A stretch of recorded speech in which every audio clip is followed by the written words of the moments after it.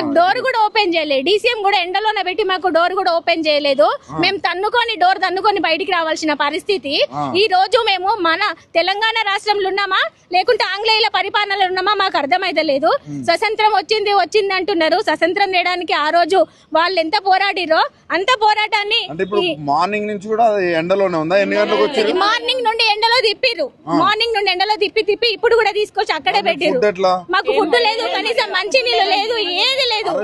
Station తీసుకోపోవాలి. మేము అడిగేది అదే. మమ్మల్ని ఒక దగ్గర కూర్చుని ధర్నా చేసుకొని ఇస్తలేరు, తీసుకెళ్లి పోలీస్ స్టేషన్ లో ఉండనిస్తలేరు. మేము ఏవి మాకు విలాసాల కోసం కావాల్సిన కోరికలు అడగడం లేదు.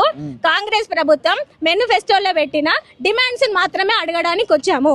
ఆ డిమాండ్స్ ఒప్పుకుంటారా, ఒప్పుకోరా, ఇస్తారా, ఇవ్వరా? అంగన్వాడీ కేంద్రాలకే జీతాలు గతి లేవని మేము ఏడుస్తుంటే ప్రీ ప్రైమరీ అని మళ్ళీ కొత్త విధానాన్ని తీసుకొచ్చి మళ్ళీ ఒక సెంటర్లు పెట్టి ఏం చెప్తారమ్మా? రేవంత్ రెడ్డికి ఇట్లా చేస్తున్నాడు, ఏం చెప్తారు?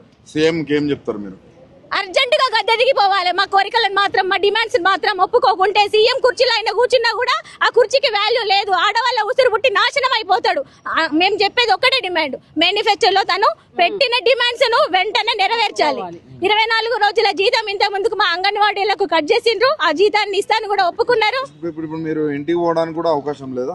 లేదు. వీళ్ళు ఎక్కడ పంపిస్తారు? కనీసం మంచి నీళ్లు కూడా లేవు మాకు తాగడానికి. వీళ్ళు ఇంకా బయటకు పోనిస్తారా? మీరు ఎక్కడి నుంచి వచ్చినారు? మా జనగామ జిల్లా, జనగామ, వరంగల్, మహబూబాద్, అక్కడ నుండి వచ్చినాం.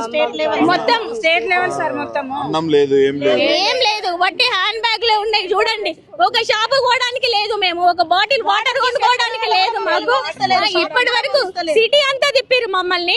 సిటీ అంతా తిప్పి ఇక్కడికి తీసుకొచ్చిరు. కనీసం ఇక్కడనన్నా మాకు డోర్ ఓపెన్ చేసి ఒక దగ్గర కూర్చోబెట్టి మాకు ఎవరితోటన్నా మాట్లాడిపిస్తారా అంటే అది కూడా లేదు. ఇట్లాంటి పరిస్థితులు వస్తాయి అనుకున్నారు?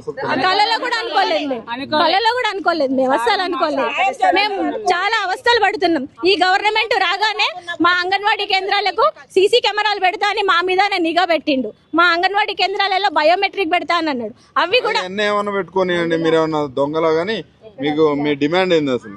మా డిమాండ్, మేము 26,000 జీతం అడిగితే వాళ్ళు మేనిఫెస్టోలో 18,000 జీతం ఇస్తామని ఒప్పుకున్నారు. 18,000 జీతం వాళ్ళ మేనిఫెస్టోలో పెట్టింది ఇవ్వాలి. మళ్ళీ ఇప్పుడు ప్రీ ప్రైమరీ తీసుకొస్తున్నారు. అది ప్రీ ప్రైమరీ కూడా అంగన్వాడీలకు విలీనం చేసి అంగన్వాడీలతోనే నడిపించాలి. ఇంకొకటి, రిటైర్మెంట్ బెనిఫిట్స్ మాకు ఇవ్వడం లేదు. రిటైర్మెంట్ బెనిఫిట్స్ పూర్తి స్థాయిలో మాకు రావాలి. మళ్ళీ ఖాళీగా ఉన్న పోస్టులను ఎంబడే ఫిల్అప్ చేయాలి. ఖాళీ